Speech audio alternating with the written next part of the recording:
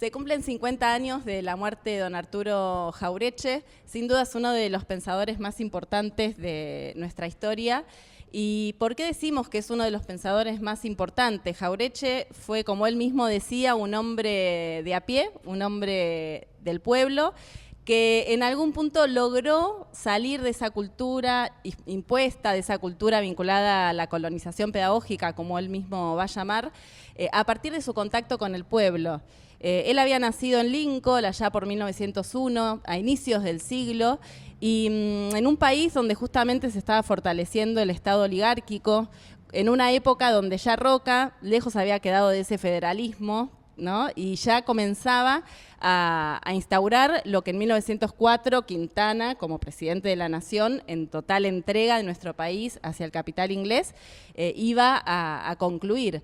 Y Jauretche recuerda en sus memorias que esa infancia lo va a influenciar un montón, fundamentalmente ese vínculo con los paisanos. Él decía que en la escuela aprendía la geografía europea y que luego era un paréntesis entre la escuela y la vida, y que luego se contactaba con esos niños de su barrio que van a permitirle después, tiempo después, conectarse con esa cultura nacional y esa cultura de la tierra. Jauretche venía de una familia de clase media, acomodada, y va a comenzar su militancia en el Partido Conservador. Como él mismo después también comenta, dice que él sube al caballo de la política por la derecha y baja por la izquierda.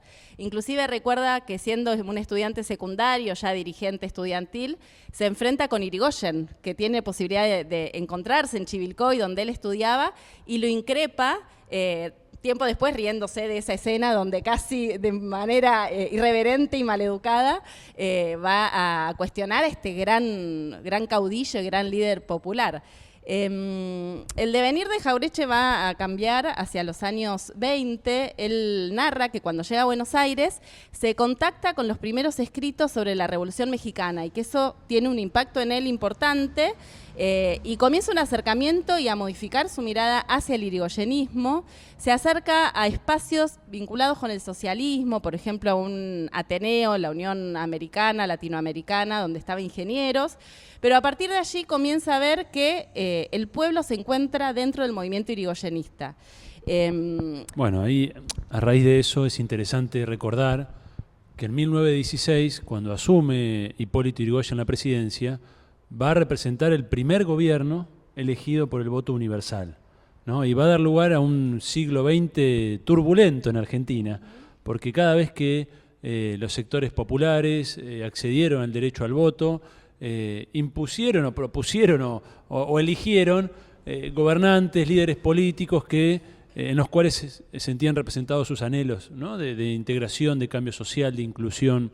Y va a ser Irigoyen, en cierta manera, el primer gobernante popular, nacional popular de nuestro país, ¿no?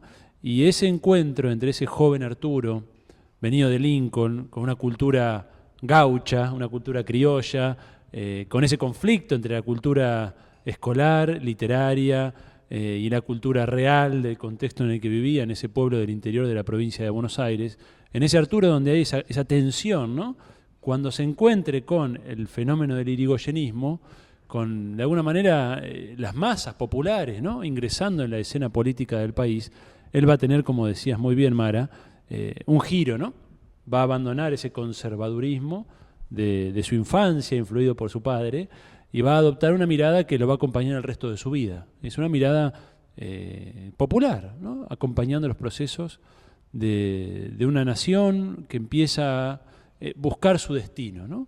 Y es interesante en estos días que corren porque de alguna manera el pensamiento liberal, hoy libertario como se lo conoce, quiere retrotraer la Argentina a esa etapa anterior al voto universal, ¿no? Es decir, una etapa antidemocrática, porque recién con la ley Sáenz Peña de 1912, los argentinos, varones en ese momento, podíamos votar. Y antes de esa etapa no teníamos derecho al voto. Entonces es todo un dato que el liberalismo quiera retrotraerse a esa Argentina predemocrática, ¿no? Y bueno, en esos años Jauretche empieza su militancia estudiantil, diríamos, usando un término actual, y va a estar siempre de la mano del irigoyenismo, Él va a cursar Derecho en la en la Universidad de Buenos Aires, donde se va a graduar, de hecho, como abogado. Y bueno, va a ser parte ya luego de lo que va a ser el golpe del 30, de la resistencia irigoyenista, ¿no? Que es menos conocida, no sé qué pensás, Mara, que la resistencia peronista del 55, ¿no? Pero que tuvo su impronta también muy combativa y muy intransigente. Sí, muy poco estudiada. Recientemente salió una obra de Ernesto Salas, de un compañero, que se titula justamente así, La resistencia radical. Y la verdad es que fueron años de lucha, de resistencia, de persecución. La militancia irigoyenista sufrió mucha persecución, inclusive cárcel y torturas. Es bien conocida la historia que en esos años se inventó ese instrumento nefasto de la picana y fue utilizada en las comisarías bonaerenses en contra de estos militantes radicales. De hecho, Jauretche, que se va a sumar desde el primer momento, cuando se entera que estaba ocurriendo el golpe, él se encontraba en Mendoza y agarra el revólver, la pistola y sale a la calle, vuelve a Buenos Aires. De hecho, casi cae preso allá. Y cuando llega a Buenos Aires se suma al primer levantamiento armado del año 31, porque había todavía confianza en que desde las Fuerzas Armadas, con apoyo y con militancia también civil, se podía resistir a esta embestida de Uriburu, que es quien lidera ese primer golpe de Estado, que hay que decirlo en la historia argentina, y que abre una etapa de sucesivas interrupciones democráticas. Y allí efectivamente, cuando es derrocado ese movimiento, Jauretche cae preso.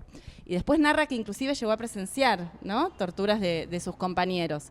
Y en otro de los levantamientos que él participa, obviamente promoviendo la abstención, cuando ya ve que el fraude es evidente, en 1933 participa en uno de los levantamientos más importantes en Paso de los Libres, en Corrientes, donde también va a terminar preso. Y allí va a escribir uno de los poemas y de sus obras más destacadas, creo yo, que es justamente El Paso de los Libres, que se lo va a enviar a Homero Mansi, con quien era compañero de militancia, ¿no?, y de lucha irigoyenista, para ver qué le parecía y para ver si lo podía publicar y prologar. Y Mansi le dice, se lo mandé a Borges. Y Borges le gustó tanto el trabajo que decidió prologárselo. Cosa bastante paradójica para el devenir posterior de la cultura nacional. Es el Borges joven, ¿no es cierto?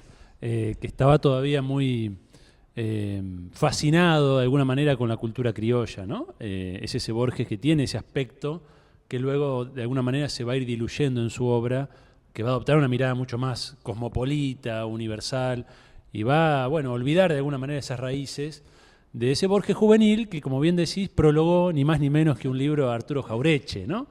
Y lo elogió, siendo elogioso, ¿no? Sí, claro. Diciendo que continuaba la tradición de Hernández y de los más grandes poetas de las poesías gauchescas nacionales. Exacto, así que tratemos de ubicarnos, ¿no? Estamos hablando de un Arturo Jauretche muy joven, con solo 32 años, en ese momento él nace en 1901, detenido luego de un intento de insurrección cívico-militar contra lo que fue el golpe de los años 30, y en ese contexto escribe una obra de estilo criollo, en verso, rememorando un poco la tradición de un José Hernández, ¿no?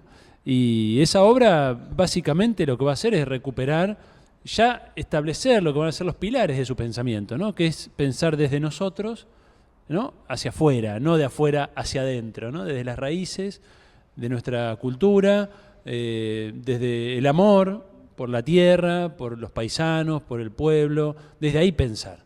Creo que Jauretche, si algo nos enseña en su vida y su obra, es siempre estar con los pies en la tierra, ¿no?, es decir, la cabeza donde pisan los pies.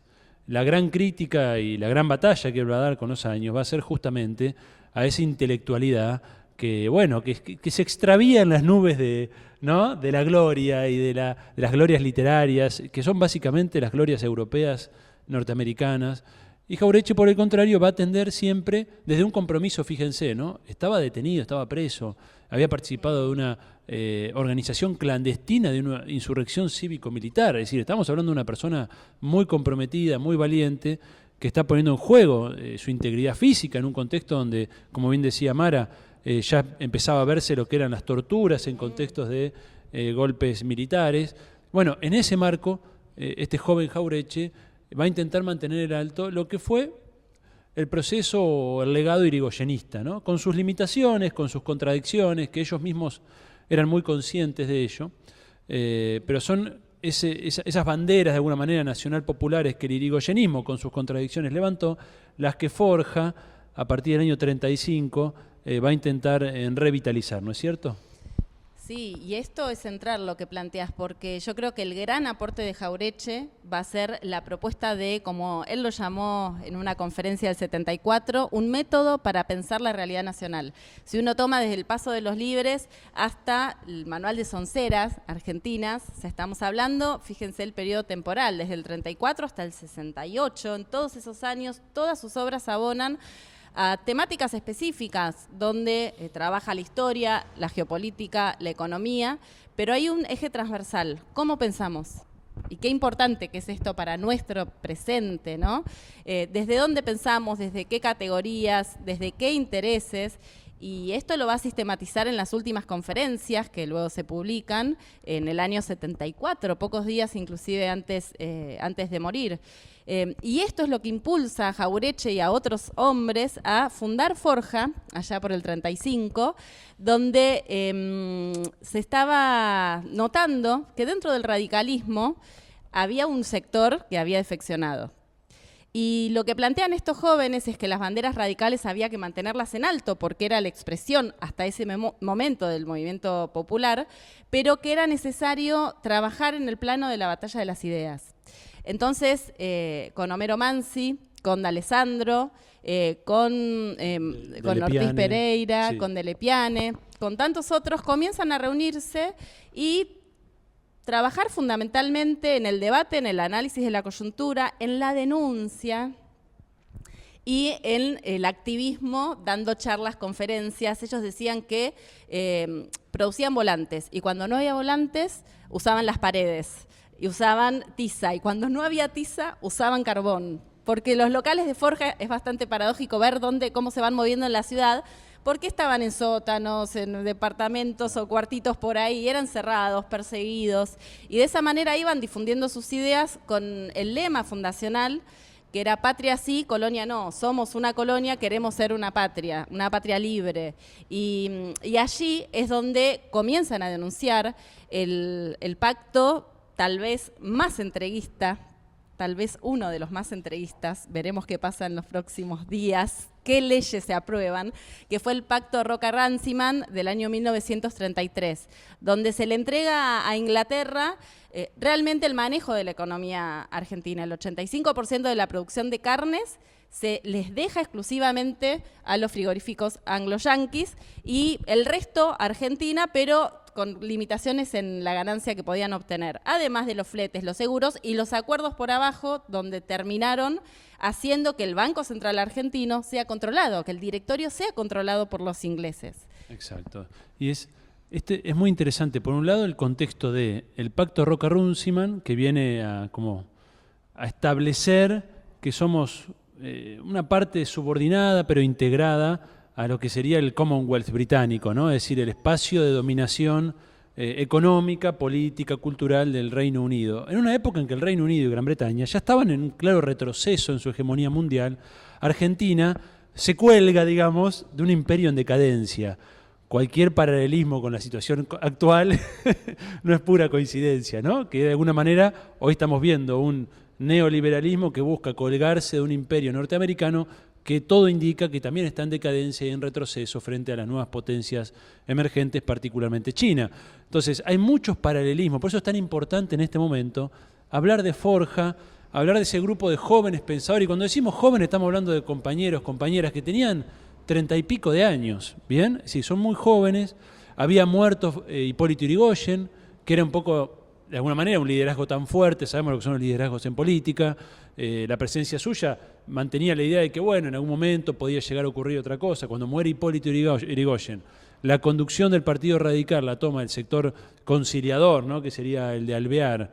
Este grupo de jóvenes dice, bueno, tenemos que mantener vivo un legado y regenerar el movimiento nacional. Nuevamente, cualquier paralelismo con los debates actuales no son pura coincidencia, ¿no? Entonces, un grupo de jóvenes que crean un espacio político-intelectual, porque no era exclusivamente intelectual, ellos tienen una faceta también organizativa. Jauretche, que era el presidente de Forja, va a recorrer todo el país inaugurando sedes, digamos, y grupos locales de Forja. Van a abrir incluso como ramas, diríamos actualmente, ¿no? Estudiantil, filiales, y hay una idea organizativa. Ellos eran miembros de un partido que había sido cooptado por una línea afín al gobierno de la década infame, y ellos intentan regenerar el movimiento nacional. Entonces es una tarea político-intelectual, donde lo intelectual tiene una dimensión muy importante. ¿Y por qué es tan importante? Porque se trataba de desarmar ese mito de la Argentina liberal que nuevamente estamos escuchando hoy en día. Y ahí empieza un estudio sistemático de estos autores, y tenemos que mencionar indudablemente a quien va a ser la gran figura intelectual de ese momento, que es Raúl Scalabrini Ortiz, que si bien nunca se afilia a Forja, porque él no provenía del irigoyenismo, va a ser parte en los hechos de ese espacio intelectual, y va a ser Scalabrini Ortiz, en cierto modo, la figura más importante en esta etapa, al pasar de una crítica que diríamos era abstracta al modelo dominante, al imperialismo británico, y la va a transformar en una crítica concreta, ¿no? En un antiimperialismo concreto. Scalabrini va a hacer sus principales obras en los años 30 y 40, con un estudio muy minucioso de cómo opera, cuáles son los mecanismos de la dominación imperial en nuestro país. Ese giro que él hace intelectual va a influir en toda esta generación de pensadores que van a ponerse a estudiar, bueno, cómo opera la banca, cómo opera la prensa, cómo opera la infraestructura de un país, económica, civil, y cómo eso se sujeta a determinados intereses de las metrópolis. Es decir, Scalabrini es sin duda la gran figura, pero Jauretche es el organizador de este espacio político-intelectual, y es también, y esto es otro mérito, creo que Mara va a coincidir conmigo, que Jauretche siempre fue un gran propagandista, siempre fue fue muy original a la hora de pensar eslóganes, nuevos lenguajes, nuevos discursos, y él es muy creativo, ya en esta época, en crear un lenguaje político, ¿no? Y en cierto modo el lenguaje político que ellos crean en Forja entre el año 35 y el año 45 va a ser el lenguaje político que va a marcar las décadas posteriores, ¿no? Cuando el peronismo se vuelva un hecho de la realidad argentina, va a hablar el lenguaje de Jauretche y va a hablar el lenguaje de Forja. Sí, coincido totalmente. Jauretche es un gran pedagogo. Yo creo que la potencia de su obra está vinculada con una potencia teórica, metodológica, diríamos epistemológica, ¿no?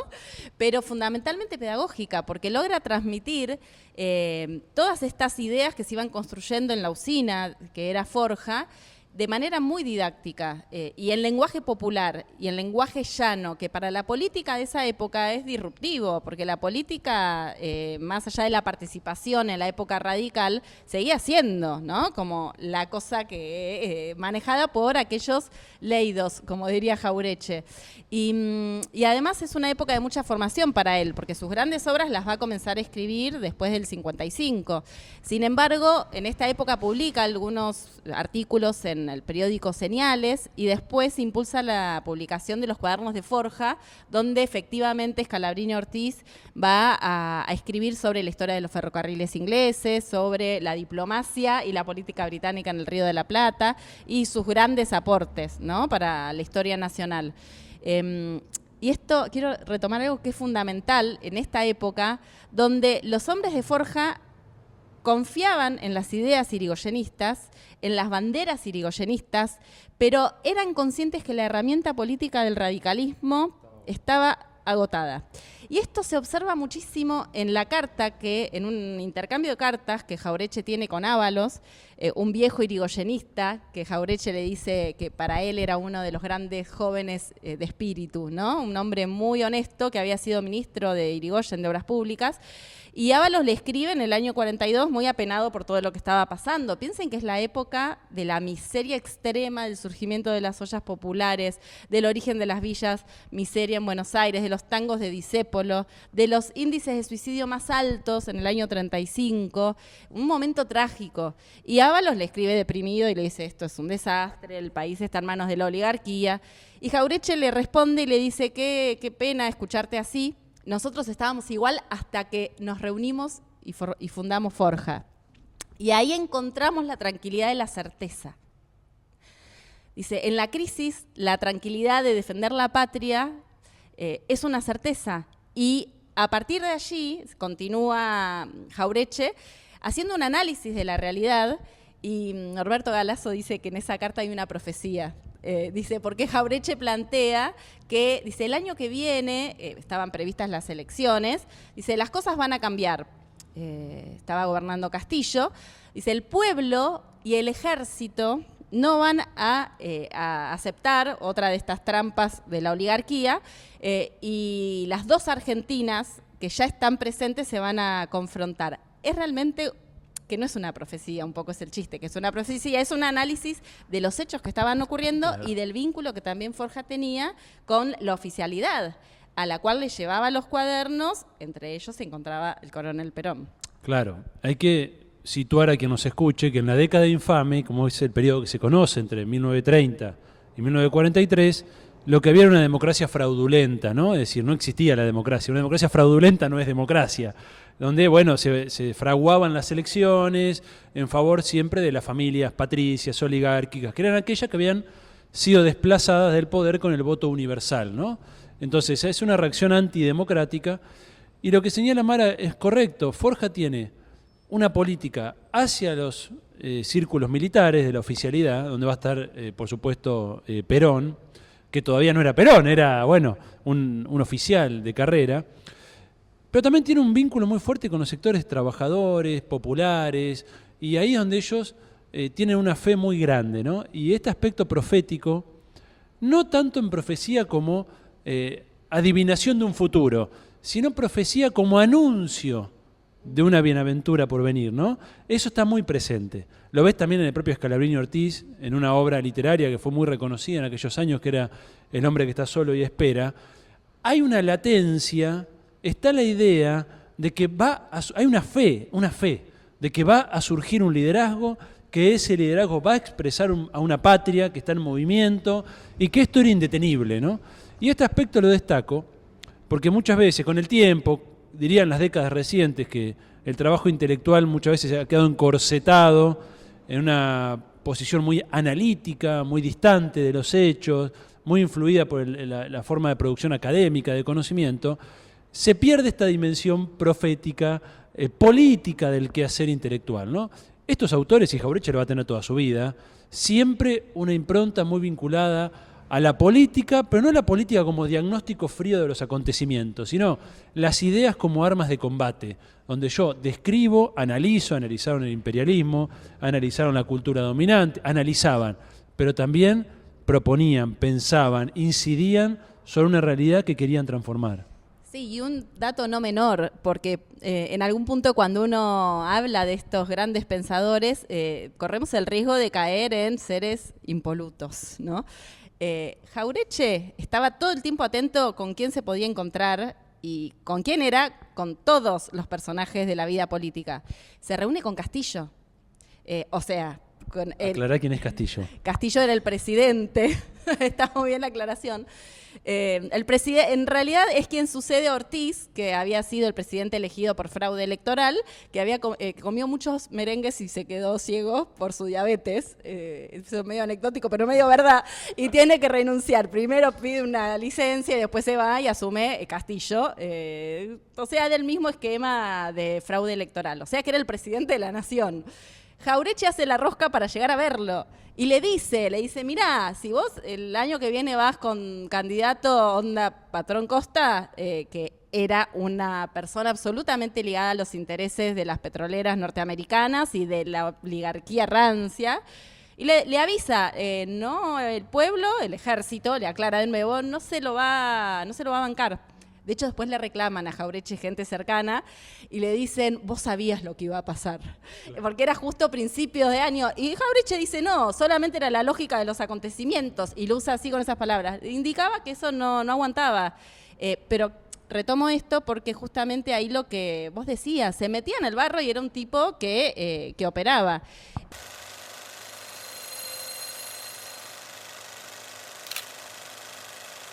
Bueno, cuando se produce la revolución del 43, en junio del 43, todo el campo político se encuentra a la expectativa y Forja no va a ser la excepción.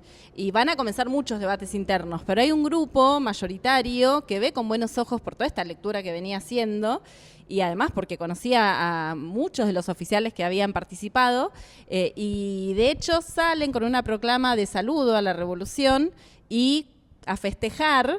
300 boinas blancas dicen que se agruparon alrededor de ese acto, lo cual lleva a Jauretche a tratar de conseguir una audiencia con el presidente, de nuevo, ¿no? Ahí Jauretche rosqueando para poder acercarse. Y cuando se encuentra con Rawson dice, no la ve, esto va a durar poco. Y efectivamente así ocurre, pero sí identifica rápidamente junto a Homero Mansi al coronel Perón. Y lo van a ver y comienzan en el año 43 hasta el 45, hasta el 17 de octubre, un vínculo muy fluido donde le entregan una tarjeta para ingresar a la Secretaría de Trabajo y Previsión recientemente creada, porque Perón, recordemos que cuando llega al gobierno pide el Departamento Nacional del Trabajo, que en ese momento no lo quería nadie, lo miraron con cara como diciendo, ¿estás seguro? Se estaban disputando los grandes cargos, y él dice sí, y desde ahí comienza una política de acercamiento al movimiento obrero organizado, escucharlos, muchas reuniones, mucho decreto ley para aprobar los derechos y las conquistas que venían pidiendo, ¿no? el movimiento obrero.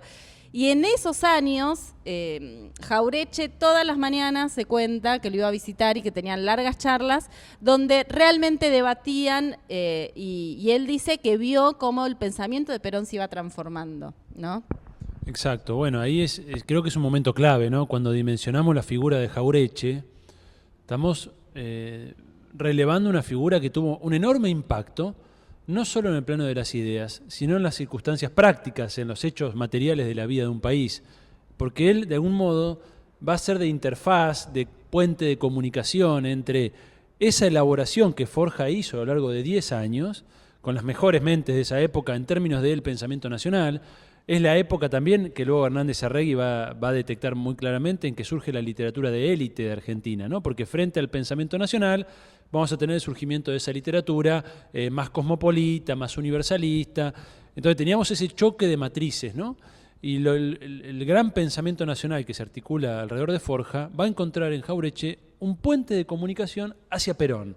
Que Perón, insisto, uno ve la historia con lo que sucedió después, pero en aquella época era un coronel con una figura ya destacada dentro del grupo de oficiales unidos, que son quienes hacen el movimiento militar para ocupar el poder en el 43 y acabar con la década infame, pero no era todavía el Perón que va a ser después, lógicamente. Pero ellos ya identifican en Juan Domingo una figura central y van a transmitir todo un legado que no es solo, insisto con esto, un legado de diagnóstico de la situación, sino un programa de acción.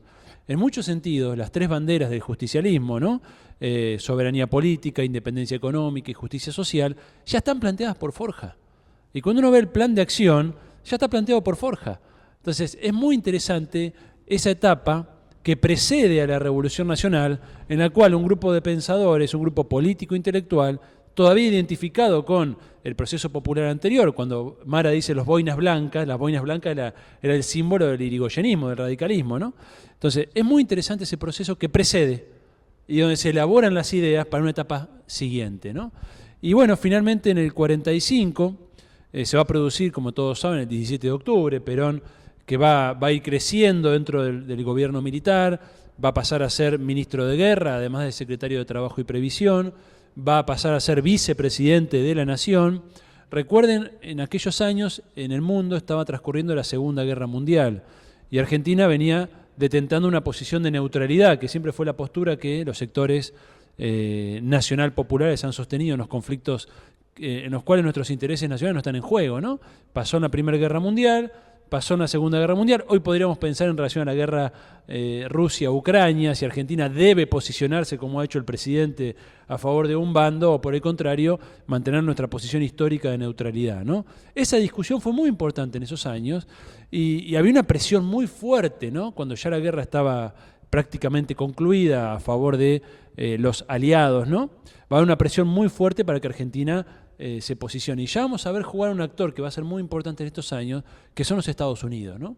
Ya no es Gran Bretaña el gran actor, si bien va a tener siempre una presencia muy importante en el país, sino que son los Estados Unidos, en particular su embajador, Spruill Braden, que va a actuar abiertamente en la política argentina para acabar con este nacionalismo militar que empezaba a permear toda la esfera social, ¿no? Se va a producir la crisis política que lleva a que Perón sea detenido, es puesto en prisión, y las masas populares, los sectores de trabajadores, los sectores pobres de nuestro país van a salir a las calles y van a generar esa gesta heroica, ¿no?, que fue el 17 de octubre del 45, que va a permitir ni más ni menos que la liberación de Perón, el llamado a elecciones, que va a concluir a inicios del 46 con la asunción de un nuevo gobierno democrático elegido en elecciones libres y transparentes por el pueblo argentino, que es el gobierno de Juan Domingo Perón. Sí, y en ese momento es que los hombres de Forja, cuando observan ese movimiento del 17 de octubre, deciden cerrar, terminar, finalizar la etapa de la historia de esta agrupación. Con mucha lucidez lo que plantean es: nuestras banderas han sido recogidas por un nuevo movimiento naciente que va a transformar la historia del país, de la nación, y justamente en un acta final, porque además está toda la documentación guardada, cosa que para los historiadores y las historiadoras es un placer, ¿no?, y estudiar esa etapa, y definen sumarse a las filas del peronismo. Algunos se van, algunos radicales no están en esto, pero la gran mayoría, entre ellos Jauretche y tantos otros, sí se suman al gobierno peronista, y de hecho llegan a ocupar algunos cargos dentro de la gestión de la mano de Mercante en la provincia de Buenos Aires. Jauretche va a ser presidente del Banco Provincia y va a llevar adelante una política muy disruptiva para la época, que es pensar un banco para el pueblo y para la producción. Y allí van a tener una experiencia de gestión que con el tiempo van a presentarse situaciones conflictivas dentro del mismo movimiento peronista, hacia el año 1950, luego hacia 1951, comienzan a ser combatidos por otros compañeros que tenían una mirada muy crítica hacia ellos y que inclusive les hacen sentir, ¿no?, y ellos plantean que se ejerció cierto macartismo. En ese momento, que fue un momento complejo, Jauretche hace críticas y se lo dice a Perón. Jauretche fue uno de los pocos que se animó en diferentes momentos, podemos marcar 50-51 y el 55, y el 45 a disentir. También, claro. ¿Cómo? En el 45 también discute con Perón, ¿no? Él ahí tiene una primer pelea. Sí, nunca fue una persona que se fuera a callar lo que pensaba, ¿no? En algunos momentos, cuando empieza esta tensión con el oficialismo peronista, él se va a llamar a silencio en el sentido de que no va a hacer públicas sus críticas, pero sí las críticas fueron manifestadas, fueron realizadas a las dirigencias, puntualmente a Perón, en distintos momentos. Y esto es muy interesante, porque también da cuenta de una actitud intelectual muy honesta, donde nunca abandona la crítica en favor de, bueno, cierta posición conformista o acomodaticia, o que, bueno, mejor me quedo en el confort del poder. No, Jauretche, Scalabrini, Hernández Arregui, son figuras que siempre prefirieron la intemperie, no quedar en el compromiso de no poder decir lo que piensan, ¿no? Y así fue como a partir del 50, del 52, el grupo de intelectuales forjistas, en su gran parte de ellos, se van a ir distanciando de la gestión de gobierno. Bien, nunca van a dejar de apoyar este gobierno, sobre todo cuando el gobierno empieza a ser hackeado por las intentonas golpistas, por la presión de las clases medias cada vez más disconformes con el gobierno, la presión de los partidos liberales, de la embajada norteamericana. Ellos ahí van a tener muy claro que la línea de corte los ubicaba del lado del peronismo, lo van a tener siempre muy claro, pero también veían con mucha preocupación contradicciones que encontraban en el proceso político, ¿no? Que decían, bueno, esto no termina bien, ¿no? Estamos ganándonos enemigos innecesariamente, se está rompiendo el Frente Nacional, esto uno lo puede reconstruir a partir de las cartas que han sobrevivido entre Jauretche y Hernández Arregui. Es decir, hay cartas donde ellos manifiestan sus preocupaciones y hacen lecturas que realmente con el tiempo se confirmaron, y esto es lo interesante, ¿no? Y esto que decía Mara, donde Hernández Arregui, por ejemplo, le dice a Jauretche, mirá, estoy sufriendo macartismo. Cuando decimos macartismo, estamos diciendo que en esa época en los Estados Unidos había un proceso de persecución por un senador, que fue el senador McCarthy, a quienes eran sospechados de comunismo, ¿no? En Argentina se empezó a aplicar dentro de las filas del peronismo una especie de tensión que con el tiempo se va a acentuar, como saben, hacia los años 70, entre sectores, podríamos catalogar de derecha, ¿no? Una mirada más bien conservadora en lo social y una burocracia que se va armando en el gobierno, en la gestión de gobierno, y sectores que en cambio promueven una forma de radicalización con democratización del movimiento, ¿no? Con participación activa de las organizaciones de trabajadores. Entonces, toda esa tensión que se empieza a dar, que de algún modo incuba lo que va a ser la gran crisis de los años 70 y la pelea entre las alas del movimiento peronista, ellos lo van a identificar con total claridad y con mucha preocupación, por cierto, ¿no? Sí, estas contradicciones del Frente Nacional que ya hacia el año 54 quedan en evidencia en lo que fue el Congreso de la Productividad, donde dentro del contexto de crisis económica y estrangulamiento externo, falta de dólares, no sé si les suena, Perón lleva adelante una política muy ingeniosa, con mucha creatividad, que incluyó medidas por momentos vinculadas a lo que nombramos la ortodoxia, ¿no?, económica. Pero lo cierto es que había que hacer un salto en el ahorro nacional para avanzar hacia la industria pesada y estaba el debate de cómo producir más. Y allí Perón, desde su lógica de construcción del movimiento, convoca a la CGT y a la CGE, la Confederación General Económica, que nucleaba a la burguesía industrial y que era un sostén importante también del movimiento. Y no se ponen de acuerdo. Finalmente, Perón concluye el Congreso sin definiciones, lo cual era jugar un poco más hacia el movimiento obrero, porque no hay un retroceso, pero sí se pone en escena este conflicto, que es un conflicto propio de los movimientos nacionales de liberación, que son policlasistas y que tienen una contradicción principal y un enemigo principal, que es el imperialismo y la oligarquía, pero que también hacia adentro la cuestión social juega. Y Hernández Arregui y los hombres de Forja veían y tenían en cuenta estas dinámicas y este análisis del movimiento nacional. Pero me parece importante esto, que cuando comienza el conflicto hacia y las críticas hacia el peronismo y los levantamientos militares, Jauretche obviamente agarra la pistola y sale a la calle, ¿no? Como claro, para evitar eso. Una vez que transcurre ese golpe infame, autodenominado la Revolución Libertadora, denominado por el pueblo como la Revolución Fusiladora, Jauretche debe exiliarse a Montevideo. Exacto, ahí empieza como la segunda gran etapa de enorme trascendencia de Jauretche. Si ubicamos una primera etapa entre el 35 y el 45 con la creación de Forja y todo lo que mencionamos sobre su influencia en las banderas del justicialismo, una segunda gran etapa indudablemente de trascendencia de la figura de Jauretche va a ser la que se inicia en el 55, prácticamente hasta su muerte, pero su etapa más productiva es hasta el año 68, ¿no? Por eso yo digo que son como las 2 décadas, ¿no?, más centrales de su producción. ¿Y por qué el 55? Que coincide también con la época más productiva de Hernández Arregui. Porque el golpe del 55, que va a poner fin abrupto, violento, criminal, a un proceso político democrático, elegido por las urnas. Nadie discute sobre la transparencia de las elecciones durante el peronismo. No era esa la discusión de los sectores golpistas, sino la discusión era del programa económico, ¿no? Y en el golpe del 55, la posición que toman los sectores intelectuales de apoyo al golpe del 55, recuerden que grandes figuras de la intelectualidad argentina fueron funcionarios de la Revolución Libertadora, muchos referentes de partidos liberales como el socialismo, el radicalismo, fueron referentes y funcionarios de esta Revolución Libertadora, que va a llevar a que Jauretche, Hernández Arregui, Scalabrini en los últimos años de su vida, vuelvan a una actitud intelectual de barricada, diríamos, ¿no? Con una efervescencia de acción, de escritura, que uno realmente sigue la cantidad de escritos que produce en esos años, es impresionante. Estamos hablando de cientos de artículos periodísticos, decenas de libros, con un frenesí, donde además no se escapa a la acción conspirativa para ver cómo resistir al gobierno, los exilios, las detenciones. Varios de ellos fueron detenidos. Entonces, en ese contexto, escribir como escribían, crear periódicos, porque crean periódicos sistemáticamente que les van cerrando, ¿no?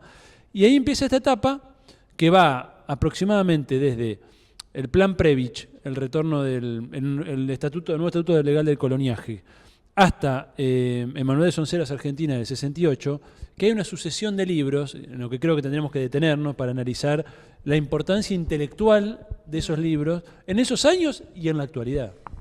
Sí, hay un elemento central que creo que condiciona o influye la decisión de Jauretche sobre qué temas escribir, ¿no? En ese momento, y que atraviesa estos libros que me parece que sí que tenemos que comentar, que es la lectura que hace de la coyuntura, que lo lleva a discutir con muchos peronistas muy queridos por él y amigos de él, como el padre Benítez, quien había sido confesor de Eva, un militante destacado, un cuadro político destacado, y también con John William Cook, quien había encabezado a partir del 55 la resistencia peronista, nombrado delegado personal de Perón y dentro de la táctica de insurrección. Entonces Jauretche lo que analiza en ese momento, que el contexto no era propicio para generar una táctica de ese tipo, y lo que plantea es una política frentista, e insiste una y otra vez en que uno de los grandes problemas que había tenido el peronismo, por el cual cae, había sido el alejamiento de aquellos sectores vinculados a la pequeña burguesía, a la clase media, a sectores del radicalismo que podrían haber sido afines o a sectores de la Iglesia Católica. Y entonces comienza a escribir, creo yo, muy impulsado por esta idea. Por un lado en la escritura y por el otro lado en el accionar político, porque él y Scalabrini se acercan a Frigerio y van a ser colaboradores de la revista ¿Qué? Y oficiar un tiempo después este pacto entre Frondizi, van a oficiar de intermediarios, ¿no? Entre Frondizi y Perón, que luego después va a salir mal y bueno, Jauretche también va a hacer un análisis sobre eso, pero en ese momento ese interés de hablarle a los sectores medios y de trabajar por la nacionalización, cuando uno ve que se convierten en bestseller, porque Jauretche fue bestseller con estas obras. Y después una puede estudiar el proceso de nacionalización de las clases medias y de acercamiento del peronismo 10 años después.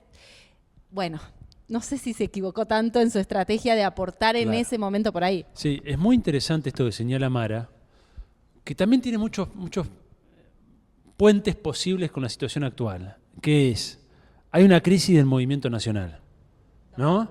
¿Cómo se procesa esa crisis?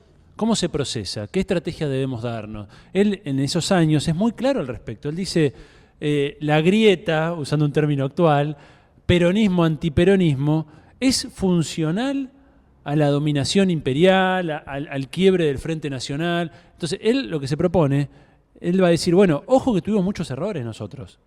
No es que se armó un bloque antiperonista tan fuerte porque cometimos una serie de aciertos. No, nosotros mismos, dice él, empujamos a las clases medias a una posición gorila, nosotros mismos perdimos el apoyo de la Iglesia, nosotros mismos perdimos el apoyo de sectores militares. Entonces se trata para Jauretche en esos años de retejer el Frente Nacional.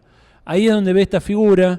Recordemos que el golpe del 55 dura hasta el 58, se llama elecciones, y ahí va a triunfar Frondizi, ¿no? Que Frondizi era una persona que va a pertenecer a un ala del radicalismo que se presentaba como un ala vinculada a lo que luego va a ser conocido como el desarrollismo, ¿no? La idea de que era posible desarrollar la industria en Argentina de la mano de la inversión extranjera, de alguna manera abandonando la idea de autonomía y de independencia económica, política, sacrificando eso a favor de un desarrollo capitalista industrial, ¿no? Seríamos una especie de, bueno, industria sí, pero subordinada, ¿no?, al esquema de desarrollo económico norteamericano. Pero tenía una beta nacional, ¿no?, en su política en relación con el petróleo, era una mirada industrialista versus la mirada agroexportadora con la cual habían discutido históricamente los pensadores nacionales. Entonces Jauretche, Scalabrini también, van a ver en Frondizi una posibilidad frente a la... Recuerden que Perón está en el exilio, Perón no puede volver al país, el peronismo está proscripto, el peronismo llama a votar en blanco en las elecciones sucesivamente, una línea que también Jauretche discute mucho. Él está en contra en esta etapa de la insurrección no organizada, digamos, organizada a la ligera, que fracasa, y está en contra de la táctica voto blanquista del peronismo, ¿no? Y va a apoyar va a hacer campaña y va a ser parte de la articulación política que va a ser Frigerio, que era un poco el armador político del frondicismo, y ellos van a ser parte de eso. Luego Frondizi va a tener una política que va a desandar sus banderas de alguna manera, y Jauretche va a terminar enfrentado con Frondizi, a pesar de que, como bien decía Mara, Frondizi fue apoyado incluso por Perón en la recta final de su campaña, ¿no? Y es esta etapa de fuerte reevaluación de lo hecho y de repensar cómo continuar, donde Jauretche va a escribir estas grandes obras que mencionamos, ¿no? Año 55, el Plan Prebisch, donde lo que hace es un análisis de la política económica de la dictadura del 55, mostrando que esa política económica, supuestamente apoyada en una crisis, viene a establecer nuevos lineamientos para la economía argentina, que básicamente propone la desindustrialización del país, con el argumento de la inflación, todos aspectos muy semejantes con la actualidad, ¿no? Con el argumento de la inflación van a venir por la privatización de las empresas públicas, van a querer abrir las importaciones, es decir, hay un análisis de Jauretche que es muy similar al análisis que uno puede hacer en el 55, en el 66, en el 76, en el 2000, en los 90, cada vez que tuvimos un régimen neoliberal, bien, después de Perón, porque una cosa es el liberalismo de los 30, pero el liberalismo después de Perón, desde el 55 en adelante, siempre va a tener el mismo programa de acción. Entonces, la discusión que Jauretche establece con Prebisch es muy interesante porque sus argumentos son absolutamente vigentes, ¿no? Sí, hay que recordar que Prebisch era un peso pesado porque venía con un prestigio académico como teórico dentro de la organización de la CEPAL, que era una organización que en esos años internacional, que pensaba el desarrollo y enfrentarse a él en términos teóricos, realmente fue un impacto en ese momento y era muy difícil. Sin embargo, Jauretche, con mucha información, datos y un análisis económico profundo, lo que desarma es esta idea central de la crisis, de que supuestamente esta política liberal ortodoxa venía a dar respuesta a una crisis que no existía. Y es verdad, si uno analiza los indicadores económicos de ese momento, la política llevada adelante por Perón entre el año, o sea, con el segundo plan quinquenal, había logrado aliviar los elementos complejos y ese cuello de botella y había empezado a dar sus primeros frutos. De hecho, la política desarrollista de Frondizi y después de los años posteriores, el desarrollo de nuestra industria mucho tiene que ver con esas bases que había sentado Perón en esos años que habían sido años de discusión también en cuanto al modelo económico. Tal cual. Y ahí enseguida ya sale con su segundo libro, que va a ser Los Profetas del Odio.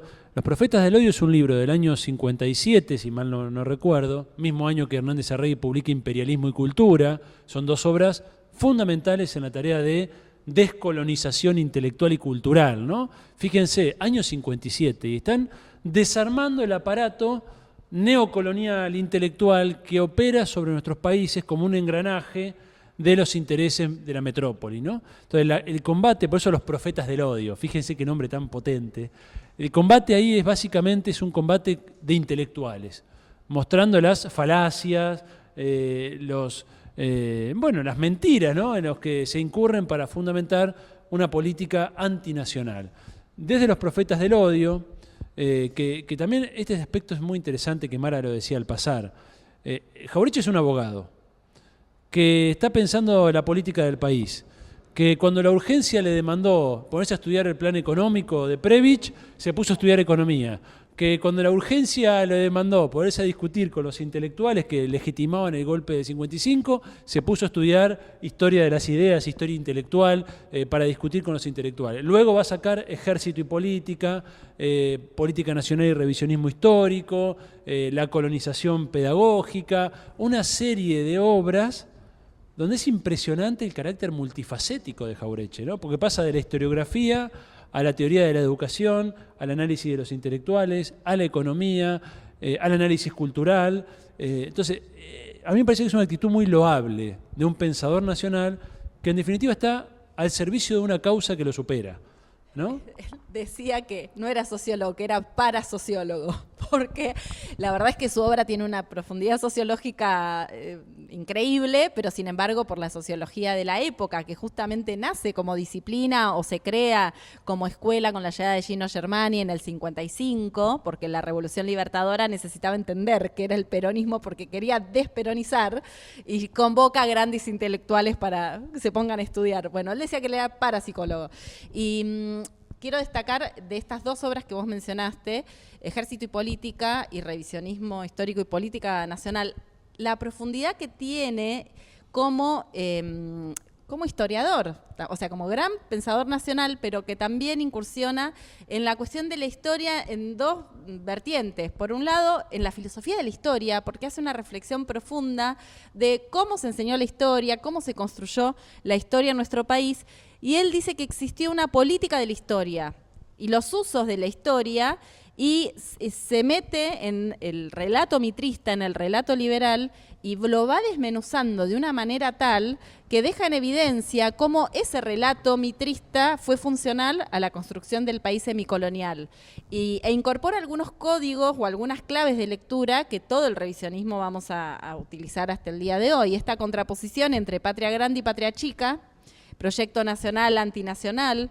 la importancia de la guerra del Paraguay como momento de disolución de ese proyecto de patria grande, y luego se introduce en el análisis de los revisionismos, y esto también es importante porque reconoce la diversidad de los revisionismos vinculados a la mirada conservadora y al catolicismo, los revisionismos peronistas, rosistas y de la izquierda nacional.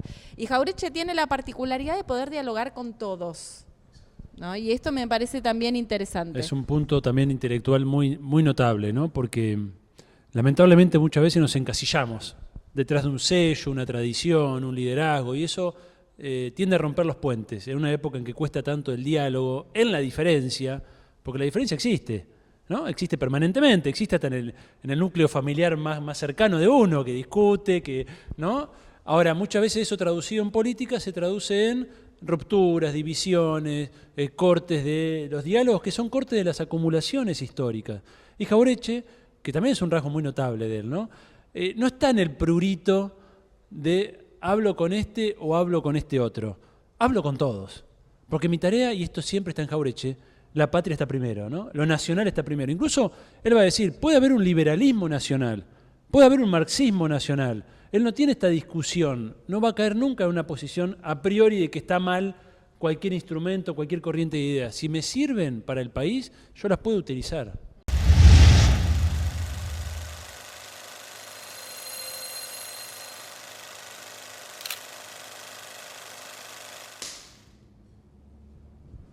Bueno, y en el año 66 se publica El medio pelo de la sociedad argentina, ¿no? Que va a ser un gran éxito editorial, junto al otro libro del año 68, el Manual de Sonceras Argentinas, que hay como una acumulación en la discusión, ¿no? Uno podría decir de los profetas del odio, ¿no? Hasta el Manual de Sonceras Argentinas hay una línea de continuidad, pero particularmente entre esas tres obras, ¿no? Uno puede encontrar una discusión claramente con los intelectuales, los lugares comunes del pensamiento liberal argentino. Entonces, en el medio pelo de la sociedad argentina hay es un análisis sociológico de las clases medias argentinas, ¿no?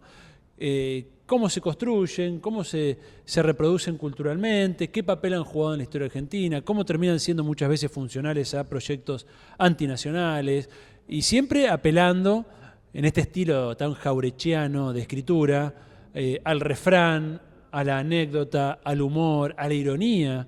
Si algo tenía Jauretche era que era muy ácido para escribir, no tenía pelos en la lengua, ¿no? No estaba preocupado por la corrección política.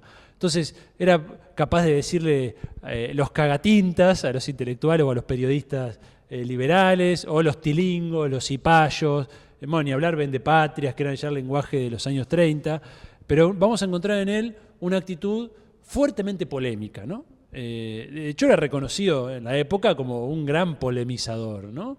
Y que no le tenía miedo tampoco a pasar a otros niveles de confrontación. Ustedes saben que Jauretche llegó a ir a duelo por sus ideas, ¿no? A duelo, una actitud que ya nos parece, no sé, arcaica, pero bueno, fueron a duelo con armas y gracias a Dios no quedó ninguno herido, pero esa es la actitud intelectual. Es decir, no eran intelectuales de café, no eran tipos que, como decía él, del animémonos y vayan. No eran los intelectuales que están escondidos detrás, ¿no? en un sillón tirando verdades. No, ponían el cuerpo a lo que creían. Y poner el cuerpo también implica confrontar con todo un aparato cultural que los repudia, que los rechaza, ¿no? Y en el manual de Sonceras, que acá es muy interesante, porque él construye una categoría analítica que es la categoría Sonceras, que es muy interesante porque en la introducción del libro él va a anclar esto en una discusión de la lógica, ¿no? De la lógica de la argumentación.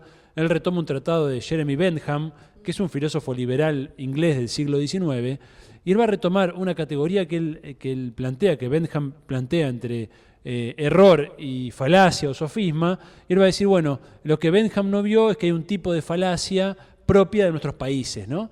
Que es la adopción de sentencias que se reproducen y se sostienen entre sí sin un argumento detrás, ¿no? Que esas son las sonceras. Entonces va a decir, bueno, la madre de todas las sonceras de nuestra cultura es civilización y barbarie, que básicamente la idea de que la civilización es traer de afuera bien las ideas, las mercancías, que lo de afuera siempre es mejor y que lo propio siempre está mal, siempre es la barbarie, siempre se autodenigra, ¿no? Esa dicotomía para él va a ser la madre de un árbol de dicotomías que se van ramificando, que se sostienen entre sí, que suelen tener un prócer en su origen, dice él, que las legitima, una especie de fundamento mítico de una soncera, pero que son claves en la reproducción de una cultura colonial, ¿no? Entonces, cuando hoy muchas veces se habla en la academia, a partir de los intelectuales del norte, la decolonialidad, la necesidad de... Yo siempre digo, ¿por qué no van a Jauretche? Si Jauretche ya está hablando de la descolonización cultural, educativa, son los primeros autores descoloniales. No hace falta enterarnos por la universidad de Berkeley o de cualquiera que hay descolonización. Vayan a estudiar Jauretche. Ahí ya está todo dicho, es muy claro al respecto, es muy claro en el papel de, el rol de un pensamiento que requiere revisar una matriz epistémica que se reproduce en las universidades. Si no es ingenuo al respecto, ¿no? Su discusión es puntualmente con esa intelectualidad universitaria. Y para cerrar este punto, hay otro aspecto del manual de Sonceras que a mí me resulta muy atractivo, que es que al final del manual él dejó algunas hojas en blanco. Y él invita a los lectores a que también ellos busquen sonceras, ¿no? Y las envíen, de hecho hacen un premio donde los lectores del libro pueden enviar las sonceras que identifican, lo cual me parece una actitud muy interesante, porque es una especie de producción con las posibilidades de la época, una producción 2.0, diríamos, ¿no? Colaborativa, participativa, y donde invita a otro concepto que también vino del norte y se puso de moda, que es la deconstrucción, pero que ya Jauretche a su modo lo plantea, porque él dice, revisen qué sonceras tienen ustedes dentro de sí, porque encontrar sonceras y desarmarlas es un acto de liberación, dice, ¿no? Que es una especie de deconstrucción sin necesidad de citar a Derrida, sino a un autor argentino como Jauretche, ¿no? Él decía que era un Gil avivado. Decían, los argentinos somos sonsos, nos creemos en esta actitud tilinga típica del guarango, que también es otra figura que analiza en el medio pelo, pero en realidad nos han asonsado. Entonces él decía que su función y la función de todo pensador nacional era ayudar a avivarnos.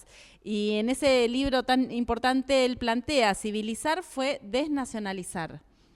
Y ahí está la clave de la colonización pedagógica, que él analiza de manera tan profunda y donde además toma en cuenta diferentes aristas, hoy diríamos dispositivos del poder, ¿no? Pero trabaja, por un lado, la escuela, la universidad, el mundo intelectual, la literatura, lo que él llamó la inteligencia, ¿no? Donde hace una crítica muy profunda desde dónde este universo intelectual piensa la realidad, pero también la prensa y la producción historiográfica. Hace como un complejo de todos estos elementos que durante más de un siglo habían llevado a la sociedad argentina a pensar en antinacional. Y bueno, y tantas sonceras como por ejemplo las sonceras del tiempo, pero también del espacio. El mal que aqueja a la Argentina es la extensión y esta cosa porteñocéntrica de querer achicarnos, ¿no? De mirar el mundo y el país desde la patria ya no chica, la patria chiquísima de la capital y de la ciudad puerto. Bueno, esa Bueno, riqueza que tiene, ¿no? De hecho, al final de su vida, él no llega a publicarlo, pero él estaba trabajando sobre la cartografía, la descolonización de la cartografía. También una cuestión que parece que viene de las discusiones de las universidades europeas y norteamericanas hoy en día. Ya Jauretche lo plantea, años 73-74, él está diciendo, ¿qué pasa si el mapa, ¿no?, se organiza de otra manera? Y en vez de estar el centro en Europa, que es la proyección Mercator del planiferio, lo ponemos en la Argentina, ¿no?, o en otro lugar del mundo. Y cambia la dimensión que uno toma del espacio. Esto él lo comenta en la conferencia, sus últimas conferencias que da en la Universidad Nacional del Sur, en el año 74, pocos días antes de morir, que está trabajando en esta perspectiva. Es muy interesante, ¿no?, muy actual. Sí, es un texto para leer que fue publicado bajo el nombre de Metodología de Estudio de la Realidad Nacional, porque hay una síntesis ahí del corazón epistemológico jaurechiano, si se me permite el nombre raro, pero sobre esto del método de cómo pensar la realidad. Y él en ese momento, 74, se encontraba en otro cargo de gestión, porque luego de la resistencia peronista y de las luchas heroicas de nuestro pueblo y del pueblo trabajador, en el 73 había retornado Perón, había retornado la democracia, porque así como en la década infame había una democracia fraudulenta, en esa época había una democracia con proscripción. Algunos historiadores hablan de la democracia restringida. Yo digo, si fue restringida no fue democracia. Entonces, Qué difícil volver a pensar la historia cuando tenemos gobiernos como Frondizi, Ilia, etcétera, pensando qué democracia se defendió ahí. Y Jauretche asume como responsable de UDEVA, de la editorial de la Universidad de Buenos Aires, y va a desarrollar allí su última obra en años que eran muy agitados para el campo nacional y popular. Va a tener un vínculo cercano con la juventud peronista y con los sectores más radicalizados del peronismo, y va a compartir su programa, pero también, como no se callaba lo que pensaba, y tenía mucha experiencia y mucha sabiduría, va a confrontar con muchos de estos jóvenes dirigentes, que eran además amigos, que eran gente muy compañeros de ruta de él, y además al cual admiraban muchísimo, porque lo que no coincidía era la táctica. Era la cuestión de radicalizar, una vez más, ¿no?, como en su momento había sido crítico en el 55, la lucha por las armas. Cuando él en otro contexto sí había tomado él mismo las armas. Esto me parece que también es interesante ver cómo Jauretche tiene la posibilidad de analizar en cada contexto las diferentes tácticas de lucha, mirando, como él decía, la lógica de los acontecimientos. Tal cual. Podemos decir, es un heterodoxo, ¿no? Es decir, no tiene una ortodoxia. Él va a decir, bueno, en determinado... También podemos remitirnos a Lenin, análisis concreto de la situación concreta. Y en su análisis concreto de la situación concreta, él ve con preocupación una tendencia en los sectores juveniles, que provenían normalmente de las clases medias, esto lo dice él, ¿no? Una tendencia al vanguardismo, a separarse del tiempo político de las masas populares, ¿no? Entonces él dice, yo imagino la situación de un Jauretche, piensen que tiene ya 73, 74 años, es un hombre mayor, ya es toda una referencia, por supuesto, que está viendo que, de algún modo, su lucha intelectual, su batalla cultural dio frutos, porque las clases medias, expresadas en los sectores juveniles, se han radicalizado, han tomado una mirada antiimperialista, nacional popular, eso le genera mucha expectativa, pero al mismo tiempo ve con preocupación que el sesgo de clase va a provocar una crisis, y está provocándola, ¿no? Imagínense en su cabeza esta disyuntiva, esta situación tan dramática que se vive, que él la va a vivir también en la gestión de UDEVA.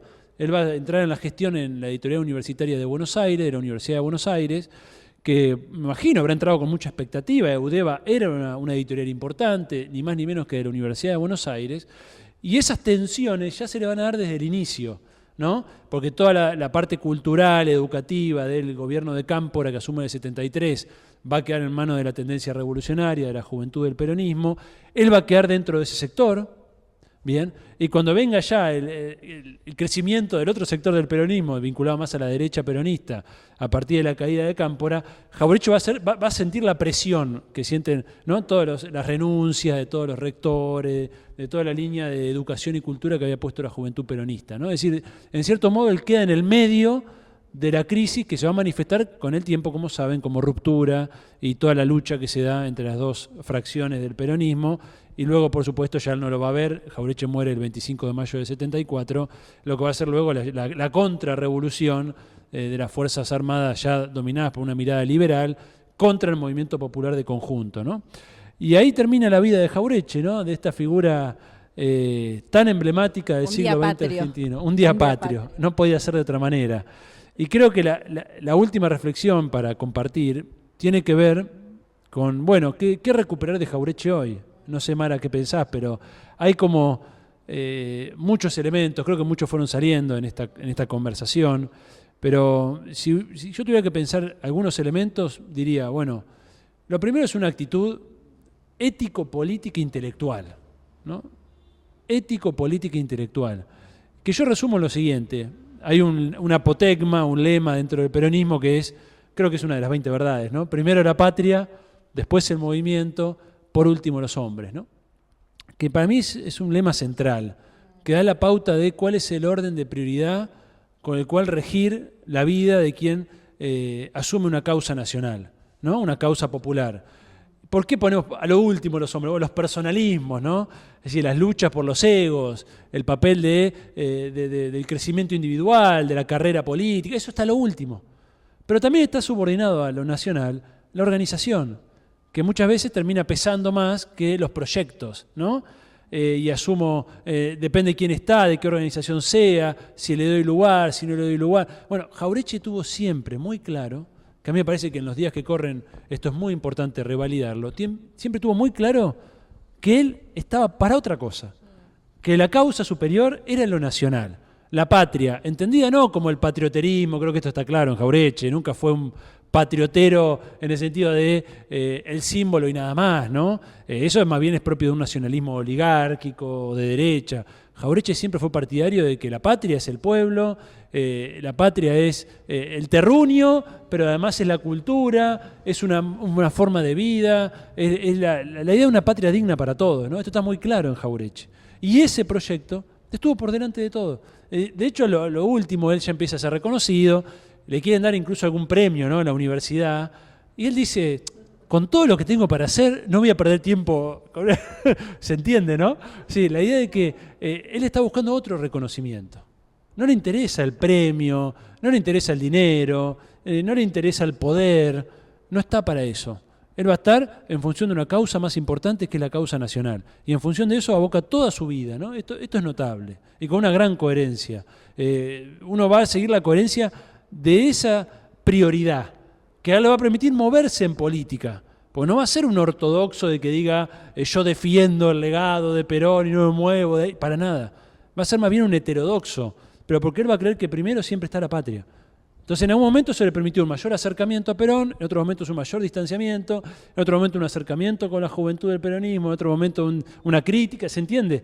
Porque lo primero para él está en eso que ordena todo lo demás. Sí, creo que a esto se le suma, que me parece que en este presente es fundamental, que es la capacidad de lectura de la realidad. El método de análisis de la realidad nacional, pero cómo eso se traduce en un buen diagnóstico político. Sin un buen diagnóstico político, accionar y militar es complejo, porque si uno falla en el diagnóstico, después metemos la pata en el accionar. Y me parece que Jauretche tenía una gran lucidez para realizar estas lecturas, y a lo largo de la charla fuimos mencionando diversos momentos donde él hace lecturas precisas, y uno podría pensar, bueno, ¿dónde está la clave de estas lecturas? Sin lugar a dudas, hay cuestiones personales de él, de su carácter y su formación. También aquellos hombres y mujeres que lo rodearon y con quienes aprendió a pensar. Pero me parece que hay otro elemento fundamental que sí podemos tomar, porque no vamos a tener las características innatas de él, ni tampoco dialogar con Scalabrini Ortiz, dialogaremos con otros y otras. Pero sí me parece que él planteaba que la clave de las lecturas estaba en ser uno más que camina junto al pueblo. Y ahí sí, me parece que hay una definición política central que está vinculada a escuchar y a respetar los tiempos del pueblo argentino, de los y las trabajadoras argentinas. Y me parece que eso hoy es un gran aprendizaje. Y además que nos lleva a la necesidad de actualizar las formas de hacer política y no quedarnos atrapados en un pasado que se presenta como un pasado hermoso pero inalcanzable, sino mirar la realidad del siglo XXI y ver qué le pasa a nuestro pueblo con toda la complejidad del siglo XXI y con todas las transformaciones que ha sufrido el pueblo trabajador.